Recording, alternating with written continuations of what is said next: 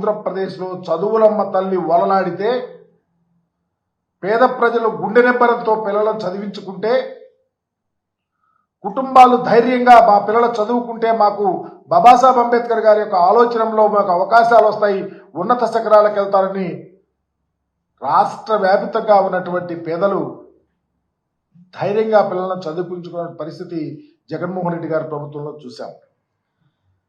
కానీ ఈరోజు ఆ పరిస్థితి లేదు. చదివించాలన్నా, పిల్లలు స్కూల్స్ దగ్గర నుంచి కాలేజీలకు వెళ్ళాలన్నా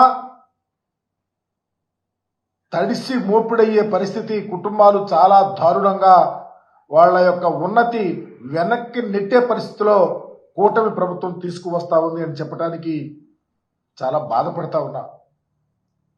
ఎందుకంటే నేను కూడా ఆ గ్రౌండ్ లెవెల్ నుంచి వచ్చిన వాడిని.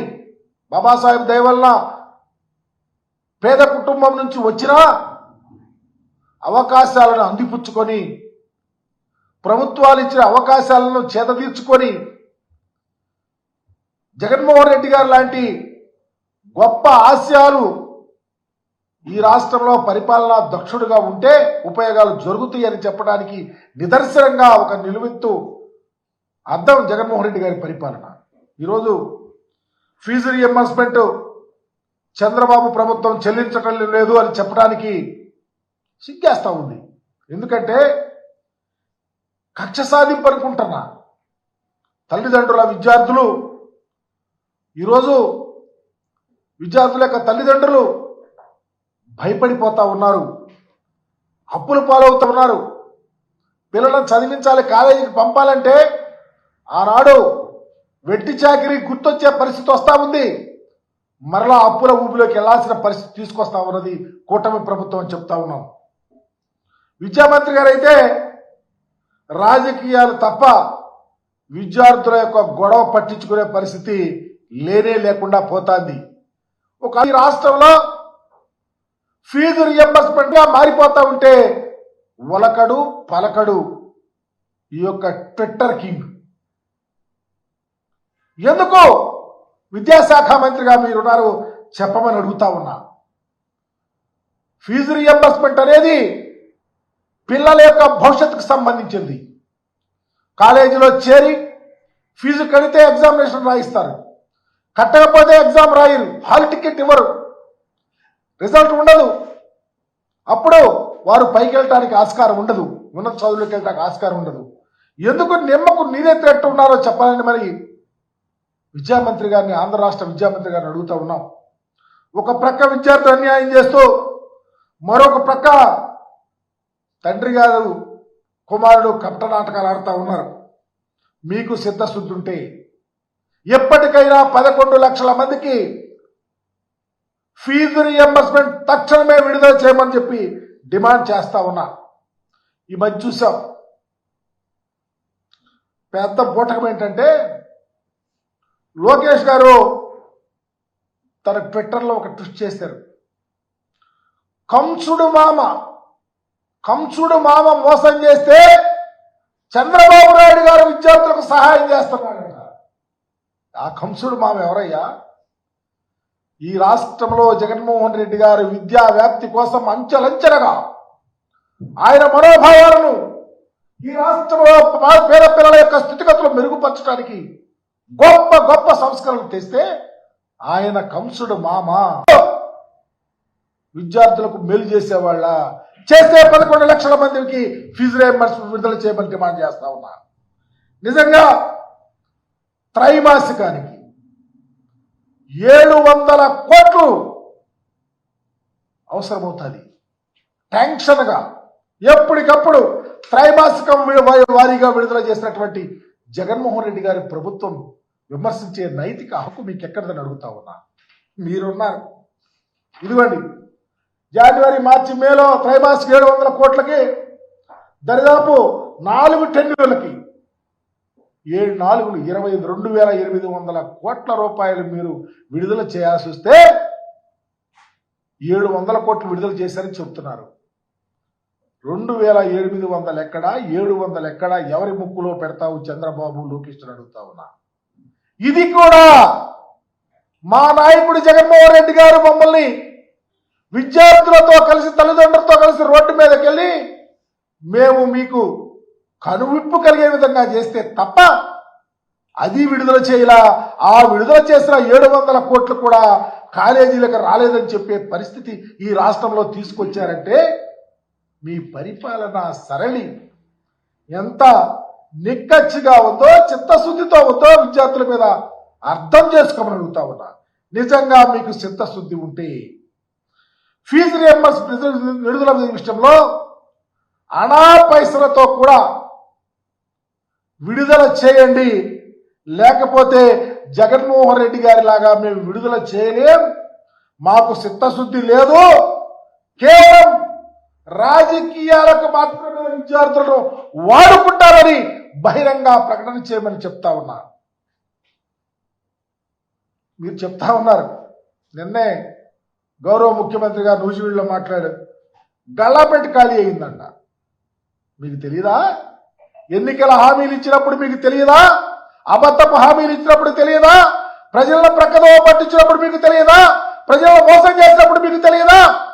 గల్లాపెట్టి ఎత్తుండో గల్లాపెట్టిని ఏ విధంగా మేనేజ్ చేసి రాష్ట్రాన్ని పరిపాలించాలో, మాట ఇస్తే ఆ మాట మీద ఎలా నిలబడాలో దానికి నిదర్శనమే త్రైమాసికం వారీగా విడుదల చేస్తే ఫీజు రియంబర్స్మెంట్ తల్లుల అకౌంట్లో పడితే కాలేజీలకు డబ్బులు వస్తే పిల్లల చదువుల తల్లి ఈ రాష్ట్రంలో వలలాడితే అది సిగ్గెట్టా లేదు మీకు ఈ విధంగా మాట్లాడతారని అడుగుతా ఉన్నా.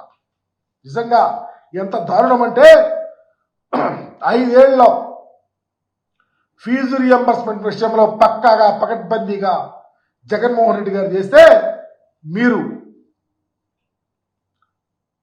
ఒక్క పైసా విడుదల చేయకపోతే ఈరోజు కాలేజీలకు వెళ్తేనేమో ఫీజు కట్టమంటారు, ఎగ్జామినేషన్ హాల్ టికెట్కి వెళ్తేమో ఇవ్వమంటారు కాలేజీ వాళ్ళు, ఎగ్జామినేషన్కి వెళ్ళపోతేనేమో వీళ్ళు ఫెయిల్ అవుతారు, వీళ్ళ స్థితి అధోగతి.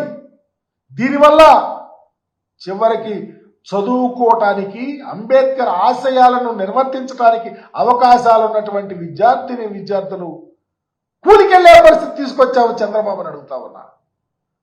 పరిపాలన చేస్తా ఉన్నారు మీరు. ఇది వరకు బార్టర్ సిస్టమ్ ఉండేది, వస్తు మార్పిడి విధానం. కూలికెళ్తే గింజలు ఇచ్చేవాళ్ళు, గింజలు ఇస్తే తిండి జరిగేది. ఆ పరిస్థితికి తీసుకొస్తా ఉన్నావు చంద్రబాబుని అడుగుతా ఉన్నా. ఈ రాష్ట్రంలో విద్యా వ్యవస్థను పూర్తిగా నాశనం చేసినటువంటి చరిత్ర మీది. దరిదాపు మేము ఇందాకనే చెప్పాం, త్రైమాసికానికి 700 కోట్లు అయితే సంవత్సరానికి దరిదాపు 2800 కోట్లు విద్యా దీవెనకి విడుదల చేస్తే వసతి దీవెన కింద హాస్టల్ ఖర్చుల నిమిత్తం 11,000 కోట్ల రూపాయలు విడుదల చేస్తే వెరసి 3,900 కోట్లు ఫీజు రియంబర్స్మెంట్ విషయం కానీ వసతి దీవెన విషయం కానీ విడుదల చేయాల్సి వస్తే మీరు ఎందుకు విడుదల చేయలేకపోయారో చెప్పమని అడుగుతా ఉన్నాం. చెప్పలేరు. ఎందుకు చెప్పలేరంటే ఈరోజు మీకు చదువు మీద, విద్యా వ్యాప్తి మీద అవగాహన లేదు.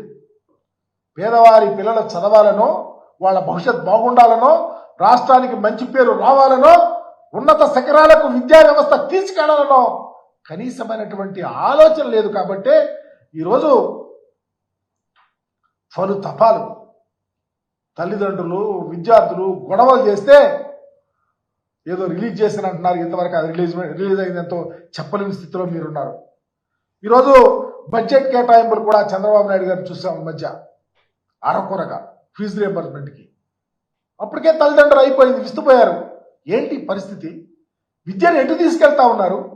విద్య మీద ఎంత అవగాహనతో ఈరోజు ఈ రాష్ట్ర ముఖ్యమంత్రి గారు, ఎడ్యుకేషన్ మినిస్టర్ గారు ఉన్నారు. హైయర్ ఎడ్యుకేషన్ సిస్టాన్ని కకావికలం చేశారే. ఈ మధ్య చూస్తాం కాలేజీలో వాళ్ళ పిల్లలు కౌన్సిల్ ఫర్ హైయర్ ఎడ్యుకేషన్కి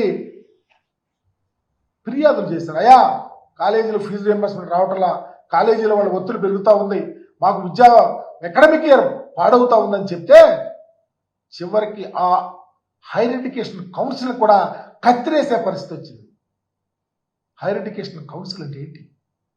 ఈ రాష్ట్రంలో విశ్వవిద్యాలయాలకు సంబంధించి కంట్రోలింగ్ అథారిటీ జగన్మోహన్ రెడ్డి గారు ముఖ్యమంత్రిగా ఉన్న, డాక్టర్ రాజశేఖర రెడ్డి గారు ముఖ్యమంత్రిగా ఉన్న ఉద్దండులు అయినటువంటి కౌన్సిల్ చైర్మన్స్ ఉండి విద్యా వ్యాప్తి కోసం, శాస్త్రవేత్తలు తయారు చేయడం కోసం యూనివర్సిటీలో రీసెర్చ్ కానీ లేకపోతే అడ్మిషన్లో ఇచ్చినటువంటి పలు మార్పులు కానీ జరుగుతున్నటువంటి ఆ కౌన్సిల్ యొక్క మరి శాస్త్రజ్ఞులు తయారు చేయటంలో రీసెర్చర్స్ పెరిగి పిహెచ్డీలు చేయటంలో కానీ ఉన్నత శిఖరాలకు వెళ్ళిన పరిస్థితి నుంచి చివరికి ఏ గ్రేడ్ ఉన్నటువంటి A+ ఉన్నటువంటి యూనివర్సిటీస్ యూజీసీ గ్రాంట్స్ కమిషన్ వాళ్ళు ఇచ్చే గ్రేడ్ కూడా మీరు వచ్చిన తర్వాత తగ్గిపోయే పరిస్థితికి వచ్చిందంటే ఎంత దారుణంగా ఈరోజు విద్య కోసం పనిచేస్తా ఉన్నారో, విద్య ఏ విధంగా పొంతలు తొక్కిస్తా ఉన్నారో అర్థమవుతా ఉంది. నేను అడుగుతా ఉన్నా ఒకే ఒక్కటి, ఈరోజు ఆంధ్రప్రదేశ్లో విద్యామంత్రి గారిని ఈ మధ్యకాలంలో వైస్ ఛాన్సలర్స్ వేశారు. ఈ మధ్యకాలంలో విశ్వవిద్యాలయాలకు ఎక్కడ ఎగ్జిక్యూటివ్ కౌన్సిల్స్ లేరు. ఈసీ మెంబర్స్, ఇదివరకు సిండికేట్ మెంబర్స్ అనేవాళ్ళు, ఇప్పుడు ఎగ్జిక్యూటివ్ కౌన్సిల్ లేకుండా ఈ మధ్యలో ఈ విషయాలు వేశారు.